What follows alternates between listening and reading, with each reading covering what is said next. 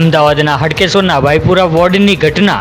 હડકેશ્વરના ભગવતીનગર માર્ગ પર શિવાજીનગરના મુખ્ય માર્ગો ઉપર એએમસીની ગટર લાઇનના ચેમ્બરમાં એક ગાય ગરકાવ થઈ. સ્થાનિકો દ્વારા ગાયના રેસ્ક્યુ માટે જાતે જ ખાડામાં ઉતરીને 10 ફૂટની ઊંડાઈએથી ગાયને દોરડા વડે બાંધીને વહેતી ગટરના ખુલ્લા પાણીના ચેમ્બરમાંથી ગાયને બહાર કાઢવામાં આવી. 1 માસથી એએમસી કોન્ટ્રાક્ટરનું ગટરનું કામ ચાલી રહ્યું છે. ગોકળગાયની ગતિએ કામ કરતા મુખ્ય માર્ગ હોવાથી રહીશો ખાડાની હાલાકી ભોગવી રહ્યા છે.